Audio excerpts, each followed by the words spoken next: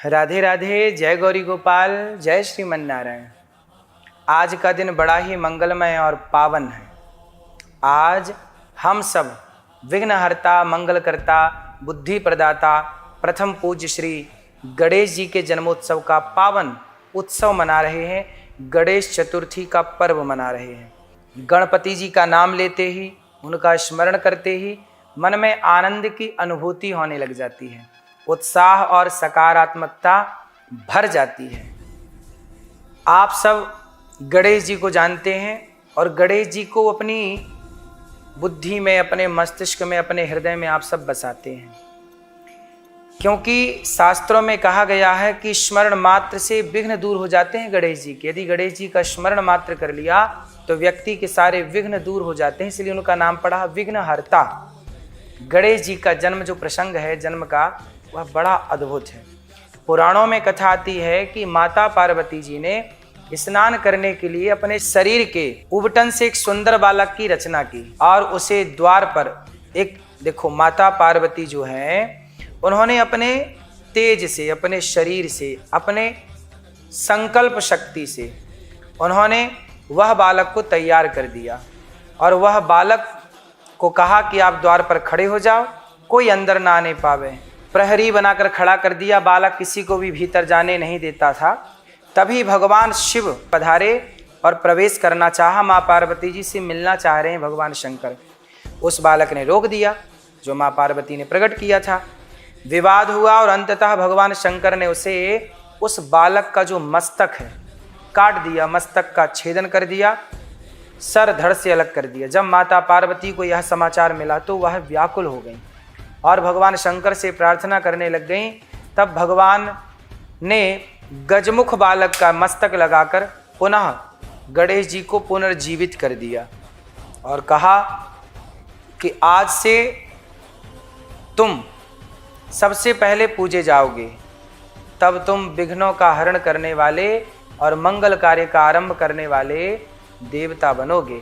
तब गणेश जी का नाम पड़ा गणपति, विघ्नहर्ता, मंगल मूर्ति, मंगल की मूर्ति है ये। गणेश जी का बड़ा मस्तक हमें सिखाता है कि विस्तृत और गहन चिंतन करो, बड़ा सोचो।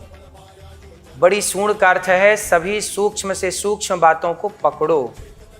छोटा मुख बताता है कम बोलो और मधुर बोलो। बड़े कान कहते हैं कि सुनो अधिक, ग्रहण अधिक करो। छोटे नेत्र बताते हैं गंभीर दृष्टि रखो, सतर्क रहो।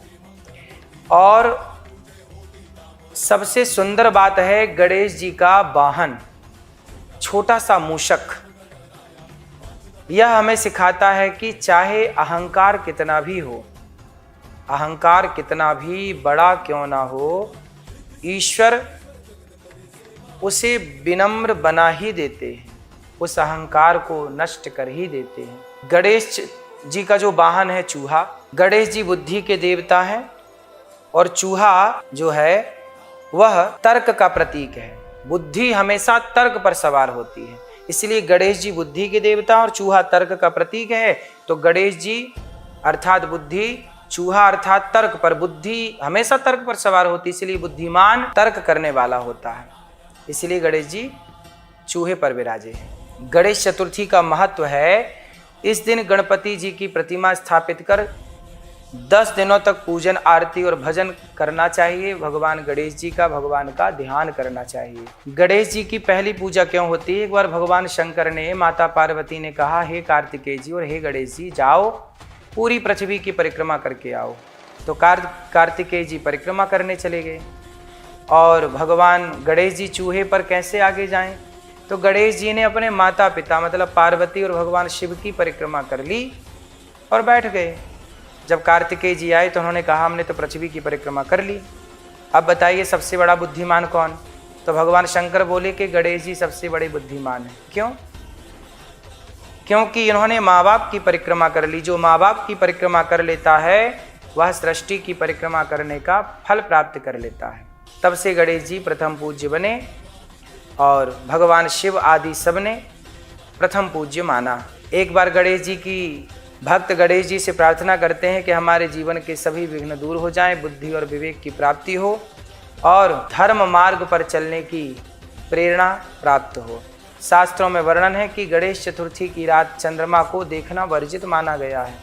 चंद्रमा को यदि आप देख लेते हैं गणेश चतुर्थी के दिन तो कलंक लगता है। जो आपन चाहे कल्याणा, सुजस सुमति शुभ गति सुख नाना, सो पर नार लीलार गुसाई, तजऊ चौथ के चंद्र की नाई। तो रामचरितमानस में भी चौथ के चंद्र की नाई, चौथ के चंद्रमा को त्यागने का वर्णन मिलता है, क्योंकि इसी दिन गणेश जी पर चंद्रमा ने उपहास किया था। चंद्रमा को श्राप क्यों दिया गणेश जी ने कि जो आज के दिन चतुर्थी के दिन तुम्हें देखेगा चंद्रमा वो कलंकित हो जाएगा, क्योंकि गणेश जी का उपहास कर दिया ना चंद्रमा जी ने। इसलिए आज के दिन से जो व्यक्ति चांद का दर्शन करेगा वो झूठा आरोप लगेगा, कलंकित होगा, ऐसा श्राप दिया। तभी से परंपरा चली कि इस दिन चांद देखने से बचा जाए। यदि गलती से देख लिया हो तो भगवान श्री कृष्ण के दूसरे और तीसरे विवाह की कथा सुनने से यह दोष समाप्त हो जाता है। स्यमंतक मणि की कथा सुन लो, समाप्त हो जाता है ये दोष।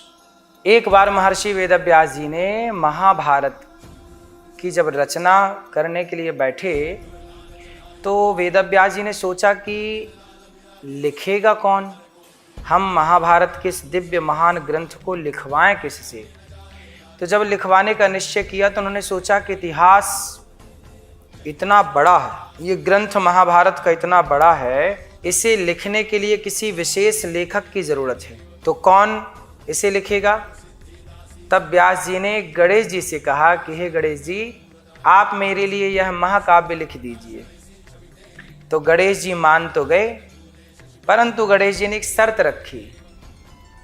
रखी कि कलम जब मैं लिखूंगा तो लिखते समय एक पल के लिए भी मैं रुकूंगा नहीं, और यदि रुक गया मैं तो वहीं बंद कर दूंगा।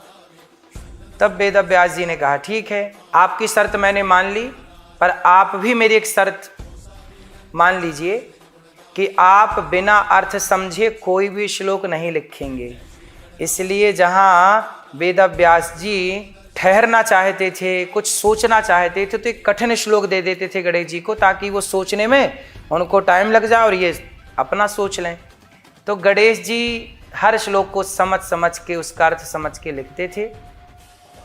फिर क्या था, व्यास जी जब थोड़ा चाहते कि श्लोक थोड़ा और सोच लूँ और कुछ अच्छा कर लूँ, तो वो कठिन श्लोक बोल देते और गणेश जी उसका अर्थ करने में थोड़ा टाइम लगा लेते। इतने में महाभारत, इस तरह से महाभारत पूरा हुआ।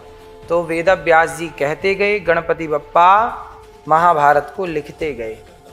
तो संदेश बच्चों के लिए है कि धैर्य से, बुद्धि से कोई भी बड़ा काम किया जा सकता है। आप बड़े बन सकते हैं, अपने विचारों को बड़ा कर सकते हैं। गणेश जी जब लिख रहे थे महाभारत तो हर श्लोक को वो समझ के लिख रहे थे। इसका मतलब ये है कि आप कोई भी काम करिए, आपके लिए मैसेज है, कोई भी आप काम करिए तो समझ करके करिए। किसी ने क्या कहा कोई बात नहीं, आप क्या कहने जा रहे हैं। किसी ने क्या देखा कोई बात नहीं, आप क्या देखने जा रहे हैं। इसलिए कोई क्या कर रहा है इससे आपको फर्क नहीं पड़ना चाहिए, आप क्या कर रहे हैं। इसलिए आप समझ करके करें, देख करके करें कि जो आप कर रहे हैं वो सही है या गलत है। रावण इतना बुद्धिमान था, परंतु उसकी बहन शूर्पणखा बोली कि सीता बहुत सुंदर है, चुरा लाओ। रावण गया, चुरा के ले आया। क्या रावण जैसे विद्वान को ये शोभा देता है कि बहन की उसने ये बात मान ली, पराई स्त्री को चुरा लाया। कम से कम विचार तो करता कि मेरी बहन नाक कटवा के आई है, तो पहले ये तो देखता कि बहन तुम वहां गई क्यों थी नाक कटाने। एक बार अपनी बहन की भी, शूर्पणखा की भी तो गलती देखता रावण। उसने विचार नहीं किया, जबकि गणेश जी लिखते समय क्या कर रहे हैं, विचार कर रहे हैं, इसका अर्थ समझ रहे हैं।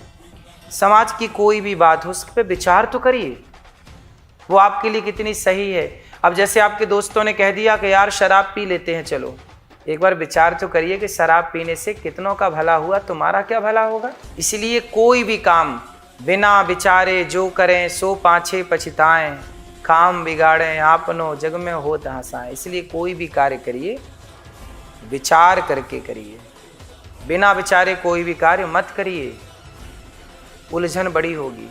परेशानी बड़ी होगी। इसलिए आप अच्छे सच्चे रास्ते पर चल रहे हैं तो जरूर विचार करिए। गणेश जी हमें सिखाते हैं जीवन में हर कार्य की शुरुआत ईश्वर का स्मरण करके करें। कोई भी कार्य करें तो परमात्मा का स्मरण करें। कठिनाई आए तो धैर्य और विवेक से उसका समाधान करें। और सबसे बड़ी बात है अहंकार को त्याग कर विनम्रता को अपनाएं। तो आइए इस पावन पर्व पर हम सब मिलकर के प्रार्थना करें कि हे गणपति बप्पा, हमारे जीवन से सभी विघ्न दूर करो, सद्बुद्धि दो और समाज में धर्म सेवा व प्रेम की ज्योति जलाए रखो। गणपति बप्पा मोरया, मंगल मूर्ति मोरया। आप सबको गणेश चतुर्थी की बहुत बहुत शुभकामनाएं। भगवान गणेश जी सदा आप पर और आपके परिवार पर कृपा करुणा बनाए रखें और बरसाते रहें। यही ईश्वर से मंगल कामना है कि आप सुखी स्वस्थ रहें। और गणेश जी बहुत को सिखाते हैं। गणेश जी को लड्डू का भोग लगता है। लड्डू अनेक दानों से मिलकर बना होता है। जैसे कई दाने इकट्ठे हो जाते हैं, ऐसे हम सभी सनातनियों को संगठित रहना चाहिए, लड्डू की तरह एक होकर रहना चाहिए। और जैसे लड्डू मीठा होता है, हम सनातनियों को आपस में संबंध मीठे रखने चाहिए, मिठास हो रिश्तों में, और हम सभी सनातनी संगठित रहें।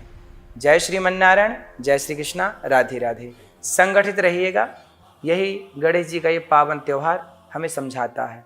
जय श्री कृष्णा।